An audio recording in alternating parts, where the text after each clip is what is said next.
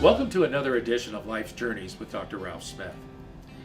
A lot of the issues will be addressed on these programs, but perhaps the one issue that has come through all of my 100 and some odd years of life, I'm only joking, I'm 62, but the last 100 years of life have been the issues of substance abuse. The reasons vary.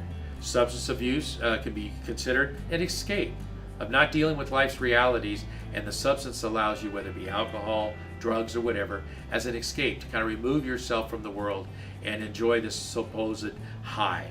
Well, here's the problem with that supposed high. You got to come back to reality.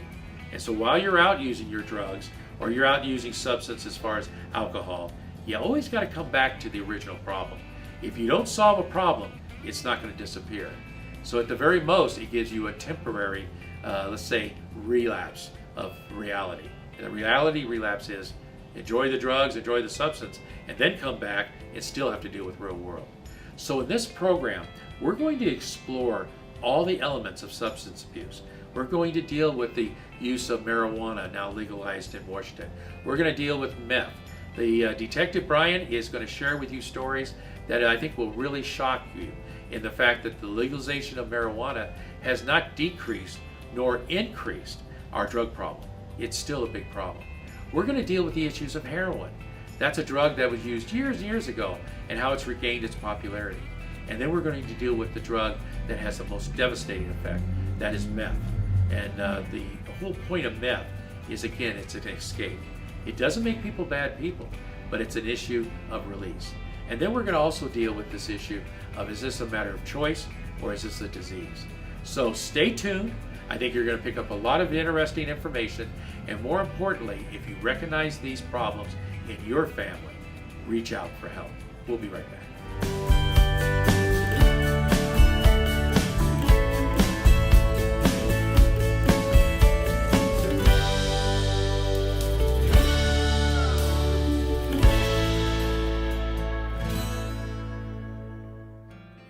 In the previous segment, we had talked a little bit about some of the dangers of substance abuse and some of the areas that you need to watch for, kind of like a checklist. But we're joined here by Detective Brian once again, and we're talking about substance abuse real life. And by real life, I mean, not anybody will tell you, well, I want to be on drugs, or I don't want to, I like to drink a lot of alcohol. Most people use it as an escape. So what we're going to talk about is we're going to trace this substance abuse issue all the way from the beginning on how it comes about, how available it is. There's been a lot of controversy about marijuana being legal for recreational use in the state of Washington. A lot of questions, even nationwide, have been raised about that and how Washington and Colorado is doing their job. But what we want to do in this segment is to try to educate you on the dangers of substance abuse. And we'll have an example, fictitious person we'll name Tommy, and how Tommy goes through the aging process dealing with substance abuse. So let's go ahead and get started.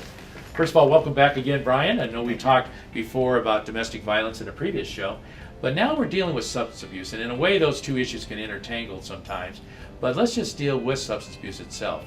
How big a problem do we have with substance abuse in Calhoun County, and what efforts are being made on behalf of the law enforcement agencies, not only to enforce our laws, but to kind of deal with this type of problem? Well, it depends on what kind of substance it is, but I would say that heroin and meth are two of the big problems in our community here, and it's really breaking up quite a few families and causing a lot of heartache throughout our community. And so things that we attempt to do are like community policing programs, talking to the community, educating them on ways that, well, I guess that doesn't really address the substance abuse, but what fuels the property crimes as a result of substance abuse is how I should. And that is a big issue, because people think about it and they think, well, if you're in a typical middle income family and you have extra money, you just go out to find the local pusher, and I'm making it sound simpler than it really is, and you go ahead and buy your drugs. Right. Well, unfortunately, drug use, and especially drug use to the point of being illegal, is just unacceptable. But we have folks out there that maybe can't make a living, or because of their drug addiction are not able to hold down a regular job. So you have to wrestle with the fact as a community, even though it ends up being your job in law enforcement, right, but as a community, well, how are these people going to get the money to get these drugs? Right. So maybe that's where we should start in this conversation. what are the type of things that are caused that could affect our average citizen in Clallam County in order for these people to get their drugs. In other words, to convert those possessions into money. Okay. So how do you kind of manage through that? We're really limited in what we can do. However, I personally believe that it starts with that initial contact with that person and treating them like anyone else. Just because they have a substance abuse addiction doesn't mean they're not a person. So treating them like that and letting them know that, hey, if you don't change your practices, using these drugs, this is what's going to happen to you. You're going to be a customer, and I hate to say it like that, but you're going to be a customer of mine for years to come. Is that really what you want for yourself? So sometimes that first contact is the most important. But as far as programs that are available, not really, not until they have committed that crime, that programs become available, and that's the unfortunate truth. Well, let's talk about drug use without mentioning names, because we don't want to have our attorneys make a bunch of money here. But let's talk about drug abuse here in Clallam County. And it's like I've mentioned before in previous shows, it's a huge county. We go all the way to Forks, Washington, the beautiful Pacific Ocean, all the way through where we hook up in the Hood Canal Bridge with Jefferson County. So there's a diverse population, spread out, different occupations. You got business occupations, you got farming, you got a lot of different, so a good intermix there. What is the number one drug that we have to fight in this county that's given us the most problem? I think it's heroin, but meth is a close second. It is. And of course, with meth, if they tend to have their own meth labs, that creates a whole nother danger too. Right. And a lot of people are not aware of that, but those can be very, very dangerous. So do you tend to find people that have these meth labs, let's say, out in the wilds of Clallam County, where you have to use a dirt road to get to them? Do you find that you've got two problems there, is the creation of the product and then also the product of use? Well, actually, we don't see very many meth labs anymore. And in fact, I think the last time I saw a meth lab in Clallam County was about 10 years ago. Wow, that's great news. And that's because the price of meth is so much cheaper to get it from Mexico than it pretty much, it would cost more to have your own lab and create it, and all the restrictions with all the Sudafeds and the drugs and the chemicals that it takes to create meth is so expensive, and that it's just cheaper to get it from Mexico. That's interesting, because I know in Idaho, where I'm from, we had many shows on these meth labs and how dangerous they were. And we found these meth labs in very well-to-do communities, as we refer to people who lived up in the hills overlooking Boise Valley or Treasure Valley at the time. And it was purely financial. In fact, most of the bust, again, I went on a few ride-alongs with the Ada County Sheriff Department, those people didn't even use it. It was purely money to them. The dealers? The dealers, yeah, right. the production. So if you got this flow coming up from Mexico, or whatever, the southern flow as we call it, then that kind of kicks it out as far as the production's concerned, which then would hopefully eliminate the need for production and also for distribution, right? If it's just mainly users. Well, we have a drug task force, and they're dedicated to drug crimes. Okay. So they are targeting more of the main level dealers in our community. They also work well with federal agencies because it is all tied in with the I-5 corridor and the meth that's coming up from Mexico through that way.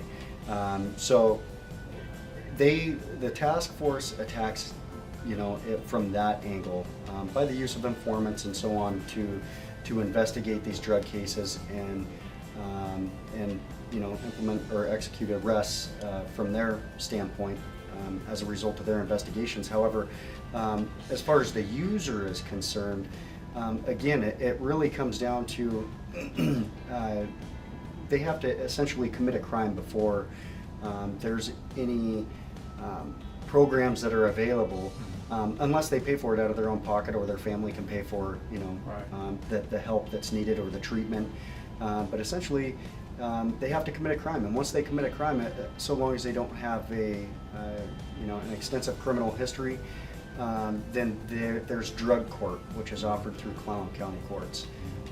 And I've been told, I don't know I've never seen the numbers in front of me, but I've been told that it has about a 50% success rate.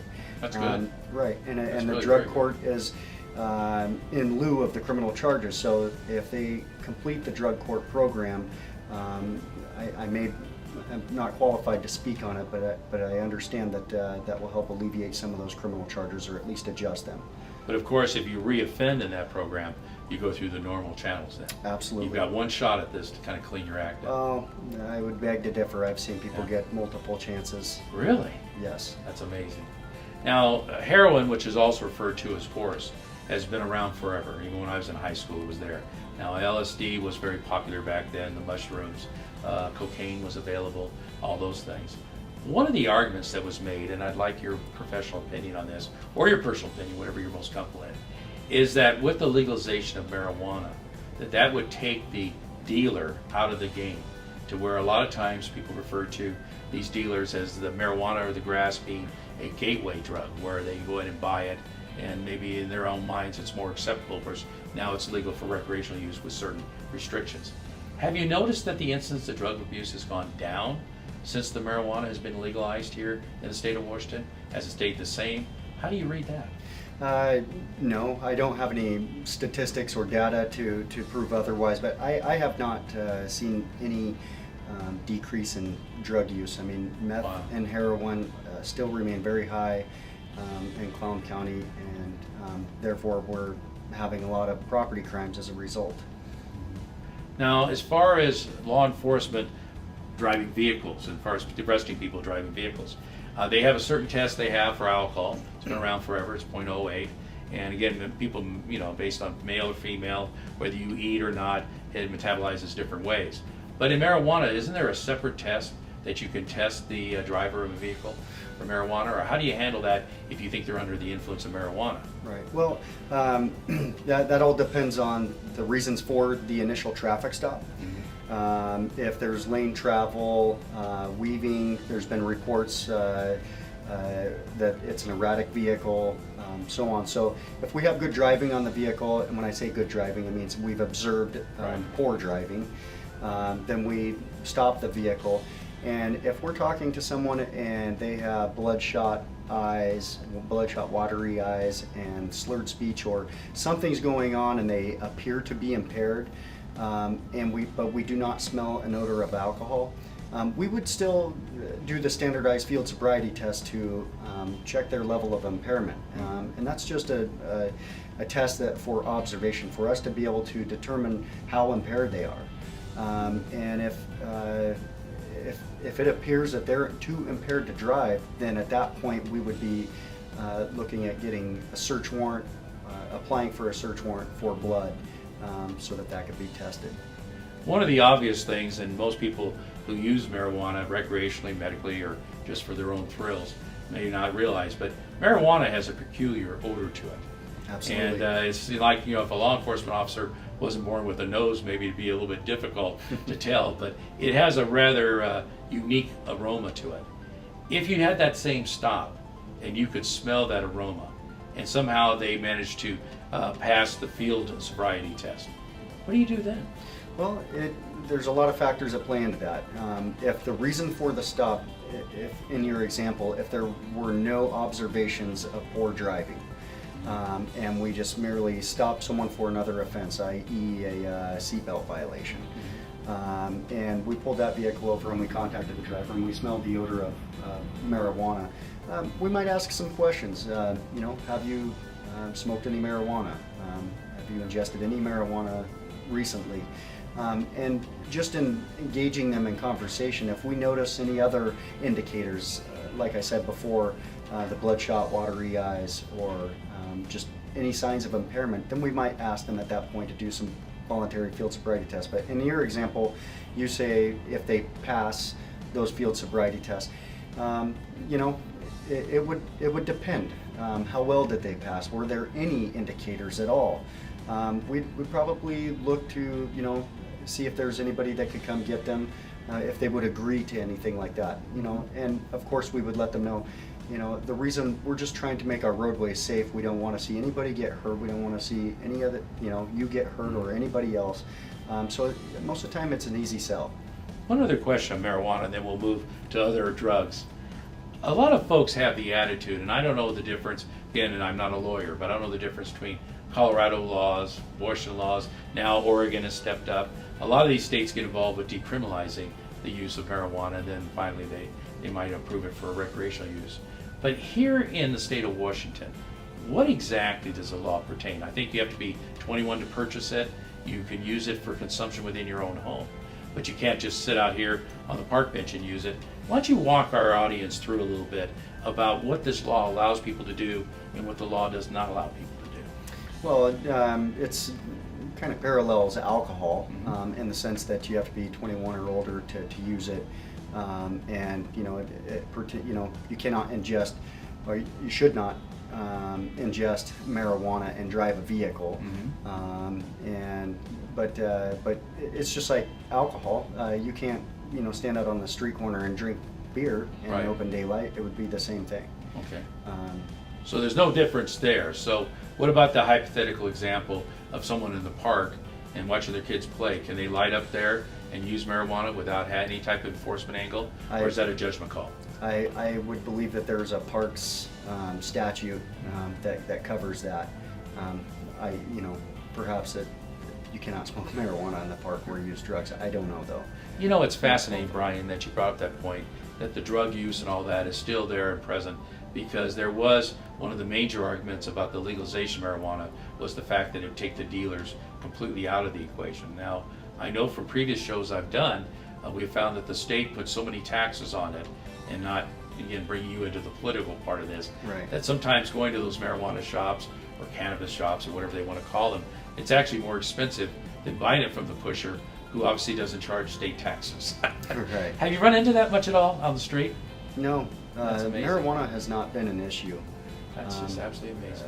From my standpoint, marijuana has not been an issue. The issue is methamphetamine and heroin. Okay, we'll move into that. It's fascinating to me because, again, relating back to the Idaho example, is that there's been a lot of law enforcement between Moscow, Idaho, and Pullman. And let's say state troopers are well aware of the game being played on that highway of trying to keep University of Idaho students from bringing marijuana in from the Washington State University and all these type of deals. And it's a really an ugly mess. But the thing that is fascinating to me is the fact that people still need to understand that even if you accept the analogy that alcohol and marijuana is the same, and I tend to feel that way myself, if there's anything you do that impairs your driving, you're not only putting yourself at risk and whoever's in that car, but that family that's coming in from the other direction, whose only mistake is they're in the wrong place at the wrong time. Right. How do you drive home that message? Well, it's to be quite honest. I'll share a personal or an example. When I arrested someone and it was an alcohol DUI. And this person just was not getting the message. They were argumentative throughout the entire process of going through the breathalyzer machine. And I was getting frustrated too, because it is a timely process, and I knew that when I was finished with this, my report was going to be quite lengthy and it was going to take up a lot of my shift. And there were a lot of calls coming in, so I was a little bit stressed, and the gentleman just was not getting the message. And finally I told him, I turned over and I said, you know what, sir, it's a good thing you didn't kill anybody tonight, driving as impaired as you are. And my cousin died from a drunk driver. Oh, Lord. And he really changed his tone. He was cooperative. He told me sorry that I had lost someone in my family. And he, after I, went through the process and he went to jail, I remember my sergeant came up to me and asked me, hey, what happened to your cousin? I never heard about that. And I told him I made that up.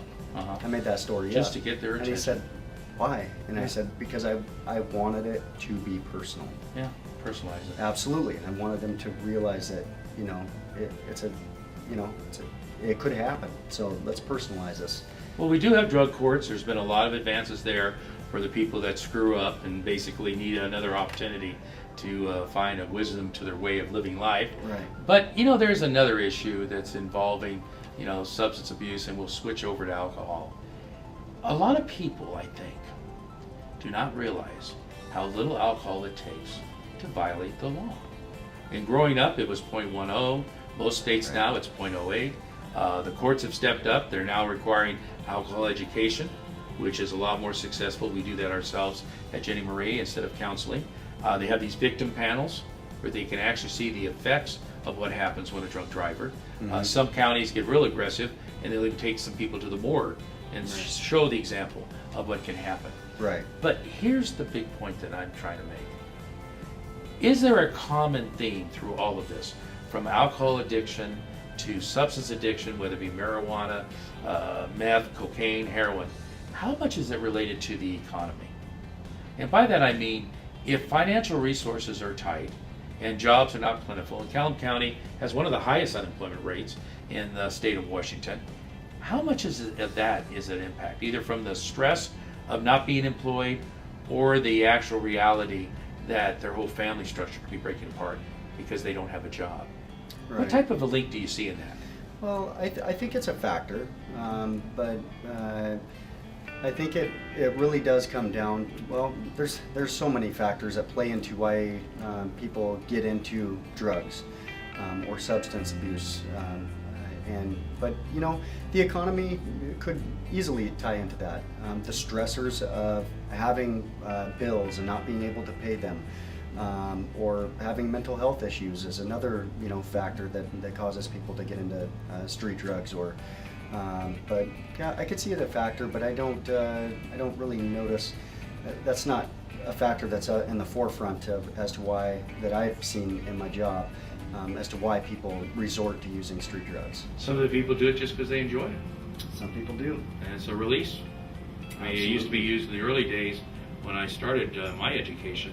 It was like a merry-go-round. You know, we go to a merry-go-round, you go round, round, round, And then finally it has to stop sooner or later. You have to face reality. Right. And that's the part where, again, we have an interface with law enforcement. Right. Well, we need to take our quick break. When we return, we're going to talk about this hypothetical example of Tommy. And we're going to walk Tommy through from middle school years right up to years that he gets married, and how alcohol and substance abuse can affect that. And then we'll also spend some time talking about prevention and talking about solutions, because we're not only here to educate and talk about all the evils that, you know, substance abuse could bring, but we also want to provide some solutions. So people, if they take a note of what we talk about and they decide, I don't want to be a Tommy, they have a path that we'll lay out for them, okay? Okay. We'll be right back after this break.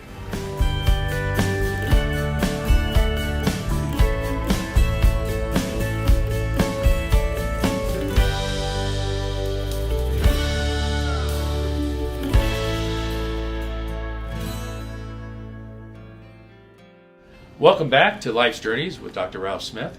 We're talking a little bit about substance abuse and really trying to give you an education of what's going on with substance abuse. Maybe things you should watch for in your own children. The legalization of marijuana, how that has affected us. But let's get a little bit more personal about it. And I've created a hypothetical example of Tommy. Tommy could have gone through a Jenny Marie clinic. Tommy could be somebody that I, found in the streets, as far as we do a lot of rehab in the streets. So I'm going to use that as an example. It's a fictitious person. So if your name's Tommy, you're running around doing these things, don't sue us, okay? Brian, dealing with the hypothetical example of Tommy, I have found in my history that people that tend to live in homes, and kids that live in homes that use drugs, in a sense it's kind of a approval for them to use drugs. Mm-hmm. And it kind of spreads. And where we tend to pick that up is in the middle schools. And so let's come up with this example of Tommy. And let's figure that he's in a middle school here, or a junior high school, whatever term you use. And let's give it an age bracket of 12 to 14. Share with us experiences that you've had with Tommies of the world and how you manage that at such a young age. And that could be drinking, it could be using drugs. We haven't talked about Oxycontin, we'll do that at the end, and some of these pain medications that people get addicted to. But it's just that kid who's in junior high and he's having issues with substance abuse, and whether it be drinking alcohol, using drugs, and he's 12 to 14 years old, what do you do? Right. So typically we get these types of calls from the parent or guardian reporting that their Tommy is not showing up to school. They found, whether alcohol or marijuana in the backpack, or and there's been some, hanging out with other kids that are a little older, or and there's just been this kind of pattern of behavior that they've noticed, not showing up to school, not following the house rules, so on and so forth. So a lot of times what I like to tell parents is, if, first of all, is there someone in Tommy's life that Tommy respects, that he responds to, that he, because sometimes, as a parent or a guardian, because you're always the authority figure, that communication has broke down once you start counseling them on something. So finding, whether it be an uncle or maybe even a pastor at a church, or just someone that Tommy responds to, and find that person and see if maybe they can reach out to Tommy and say, hey, you need to stay away from this stuff. You need to stay away from this group of people, and you need to start going to school, because if you don't, this is what's going to happen to you. And if that doesn't work, and a lot of times we're called back to these types of situations more than once over a period of time, and usually about the second or third time, I will talk to the parent or guardian about using resources such as it's based out of the youth center. I can't remember the name of the program, but I would put them in touch with the youth center, the Clown County Youth Center, and it's basically a program that sets boundaries or provisions for the child that they have to abide by in the house. And the program's name will come to me just right now. I'm not thinking of it, but essentially it's a contract, and the kid has to abide by this contract, and if they don't, then they can be picked up on a juvenile warrant or a pickup order, where we would actually have the authority to pick that kid up and take him to the youth center, where they'd be incarcerated for a short period of time, and they would see a judge, and it's all about accountability. And I always tell parents that is the last resort. Don't use this, unless you absolutely have to, because, and my personal opinion is that once you label a kid as, a criminal, or they go through that process where they're incarcerated, that can have damaging effects later on.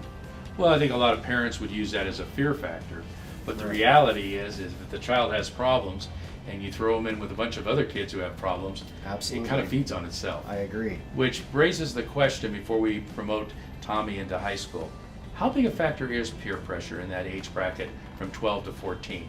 Or is it more or less an outbreak of an unhappy home? What are the factors you find when something like that occurs? Well, I think it starts in the home. I really do, because if a home is like your support system, and if you don't have a good guide, a parent or a guardian or someone to lead you in the right direction, then you don't have a good example.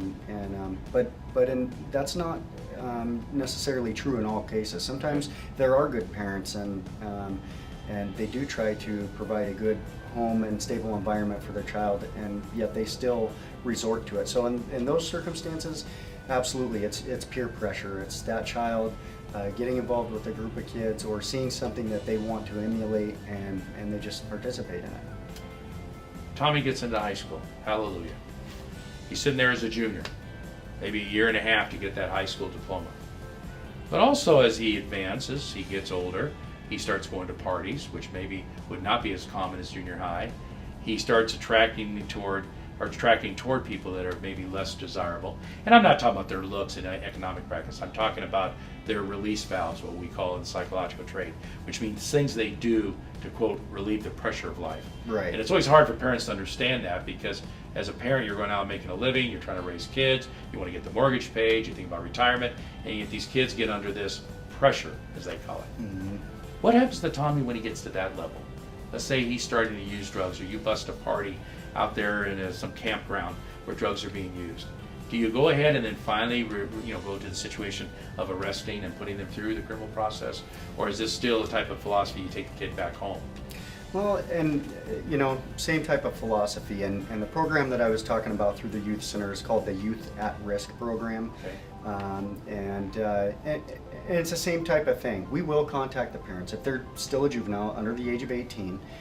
We'll contact the parents and say, hey, you need to come get your kid. And it's the same thing, like minor in possession, cases where kids are partying, And we have a friendship diversion program. However, I don't think it's in effect anymore, but I think it's still, the ideologies behind it are still in effect. And that is that they get an opportunity to go through a program, you know, whether it be a class or, you know, it's something set up by the prosecutor's office that if they follow through with this program, whether it be community service or what have you, then they won't have the minor in possession on their record. Okay. But again, just like any other thing that we do in law enforcement, it's that first contact with that kid, and maybe the second and third, but talking to that kid, trying to reach them and let them know that, hey, you know, if you continue down this path, you're going to end up, you know, with a felony on your record.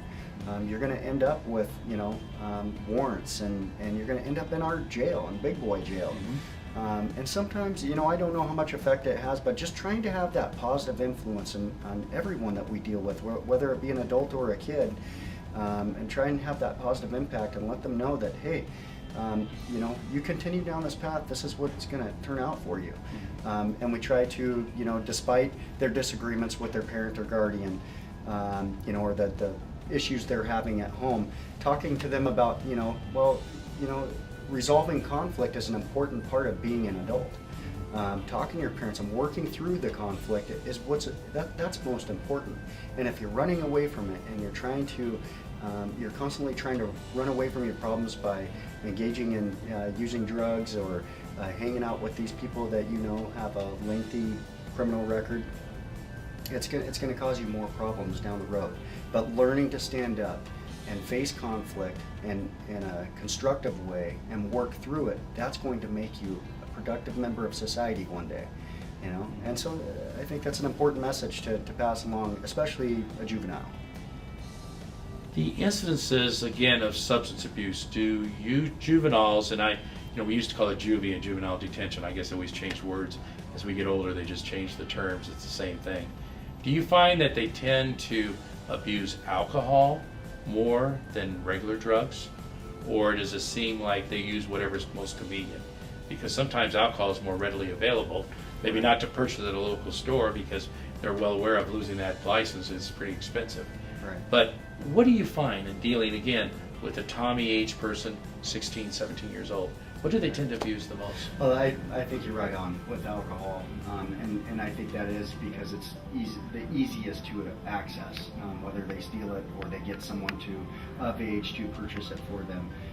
But it also depends on their social circle. I mean, if they have connections, and friends or people in their group that have access to drugs, then so it depends on the kid, but the common denominator is alcohol. As an offender, and let's say that Tommy goes into drug court, cleans himself up, and he's ready to move on to college and go into that experience, has himself a GED, has a high school diploma, whatever the case might be.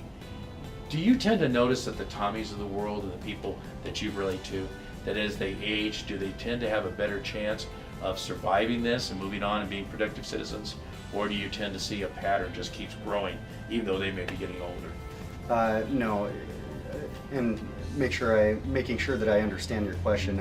The people that have turned their lives around, right. That they continue down the right path, absolutely. I wish I could see more of that in this line of work, because that is really what pushes me and drives me to continue in this job that can be really stressful at times. But there are a few of people that I've either arrested or had contact with in a law enforcement capacity that have turned their lives around. They've turned away from the drugs and they're doing great. They're productive members of society, and now they have built their own support systems. They've created a life for themselves, and what I always tell them is, you broke the cycle, because more times than not, a lot of these kids that grow up and they resort to the substance abuse or resort to substance abuse are coming from an environment where there is substance abuse. Right. And that's the unfortunate truth. But well, I think it happens. They kind of look at it as it's like the norm. Absolutely. I mean, if you're living in a home and you're hearing arguments and fights and money's hard to come by, and you're late for the rent, and folks are drinking themselves to go to sleep. Right. If you're observing that, So how else would you, absolutely look at it? So I mean, what do I, how I explain that to them is, break the cycle. Break the cycle that you have seen.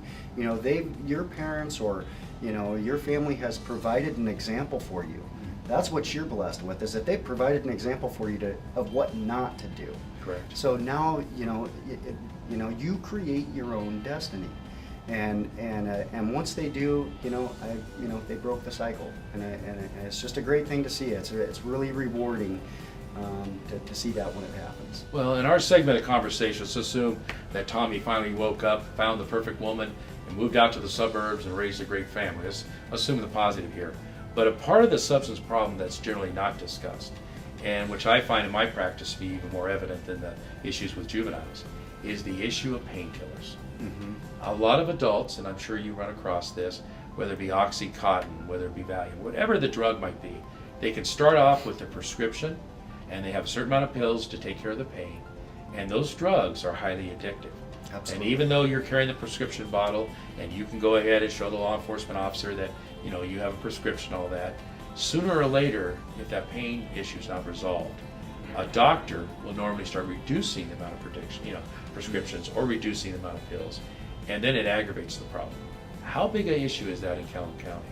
Where we're talking about we don't really, I don't like to refer to it as suburban, but let's say we have a city or a suburban wife who just has an addiction of Oxycontin because she hurt her back or whatever.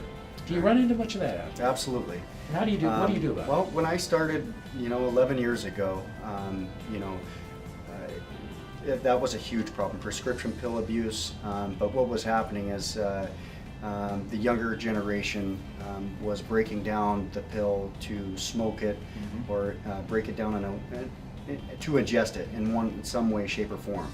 And that was a huge issue. However, and I don't know how many years it took, maybe 3 or 4 years after that. The way I understand it is the pharmacy industry, they realized the problem, and I think it was an epidemic sweeping the nation at the time.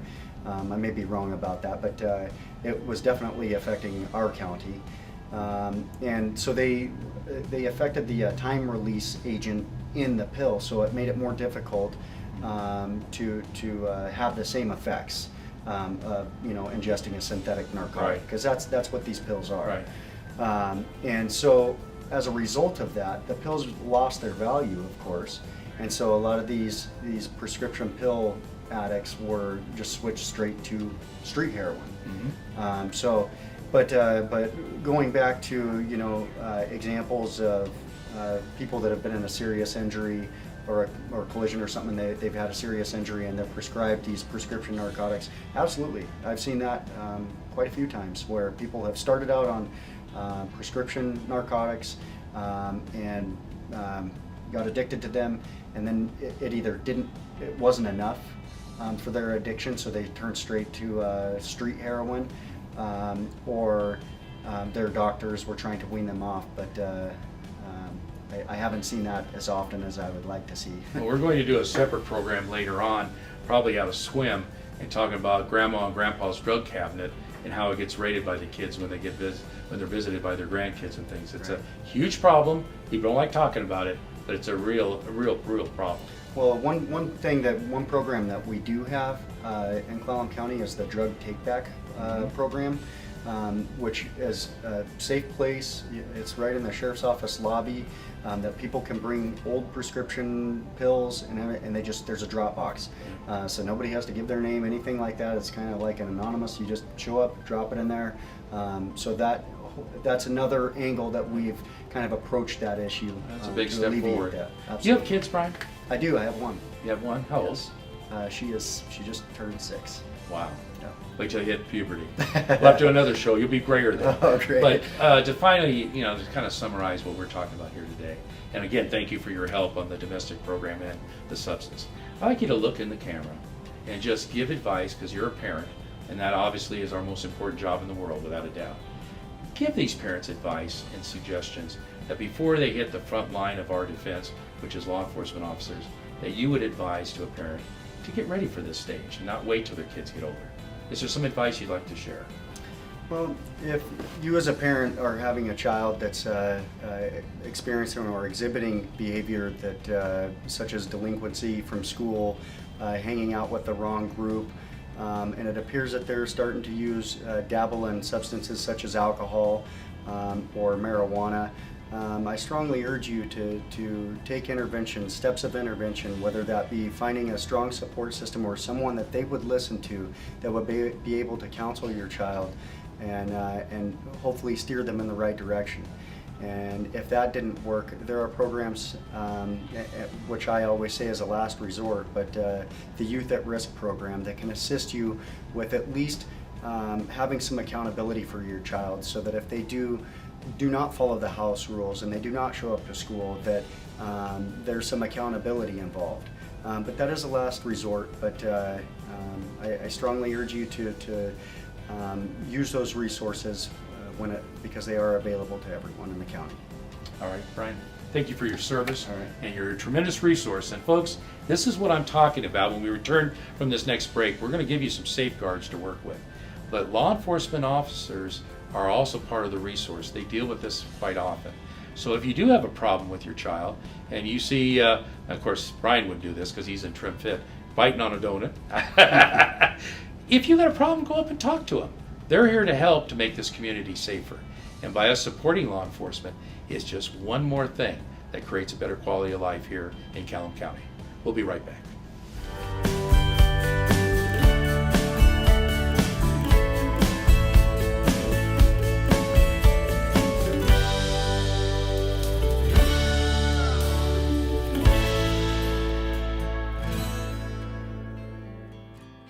We appreciate the fact that you've joined us here at Life's Journeys with Dr. Ralph Smith, but boy, did we learn a lot in these segments. We've learned that sometimes it could be considered a disease, sometimes it's just a matter of peer pressure, sometimes it's an escape. The reasons are different, but the problems are the same. And I want to really it's so important to me to share with you how law enforcement approaches this issue and how complicated it is. And once again, Detective Brian did an excellent job explaining those issues. So let me throw a couple things out for you to think about. As I state in every program, when you're dealing with psychological issues or you're dealing with lifestyle issues, you've got to recognize, first of all, you have a problem. It doesn't do a bit of good for somebody else to bring you into my office or clinic and say, well, this is his problem or her problem. If you don't believe it's a problem, you're not going to listen to the rescue. And the rescue is referred to as the solution. So once again, if you have these tendencies, you know in your own heart you have them, seek help. Doesn't matter where you go, seek professional help. Number two, our children are some of our most valuable assets in society. This whole class of children joining the family, being raised by the family, going out on their own and getting their high school diploma or the GED, getting a trade career, going on to college. This is what we call the cycle of life. Our future is tied to that cycle of life.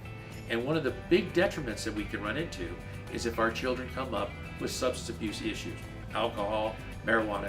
It doesn't matter the drug, it's the problem that it needs to be dealt with. And you need to deal with that problem solution. And so if you know an individual who feels, whether in the family or not, that they got a problem and they reach for help and they bring up the issue, well, we don't have the money or whatever, let's stop it now so they can have generations of success ahead of them. Now, the one issue we addressed at the very end of our segment, and this is an important one. Mom, Dad, I'm talking to you. How many of us have been involved in a car accident where we had the aftermath of severe pain? How many of us have trouble with our backs or have problems in different areas and we run off to a medical doctor and we get a prescription, the pharmacy fills it, and all of a sudden we can take that pill and we have waves of relief.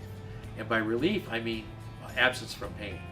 Well, all of a sudden we find in our bodies that it needs more and more medications to have the same effect. And before you know it, you're hooked. And it's really just synthetic heroin, like the detective said. It's really another form of addiction. And just because you have a prescription or just because you have a medical doctor who says you can use it, sooner or later, if the doctor feels that you have a dependency, they're going to reduce the subscription, they're going to reduce the prescription, and they're going to reduce the amount of drugs to where sooner or later you've got to get yourself off those drugs. Why go down that road? If you are currently under a prescribed, and it doesn't matter whether it's Oxycontin or whatever the case might be, work toward the life event of reducing it on your own so that you use those pills only when you need it. If you do that, you'll avoid one of the major gateway to illegal drug use, because you can start with OxyContin and then move on to even more serious drugs than that and end up with a criminal record and losing everything that you worked so hard for. So here's our trivia question. What drug do you feel is the most dangerous drug that people can use, and what would you do to provide a solution? Think hard about that and submit that answer to our trivia question. And when you do that, we have a nice set of prizes that will really get you excited. And as we always promise you, if you want to come on the camera and accept your prizes, we'll love to have you. So think about that, and when you see the closing billboard, you'll notice our web address, you'll notice my email address. Use those connections to give us your answer, and I hope to announce that you're one of the winners in one of our future programs. Take care of one another, and God bless.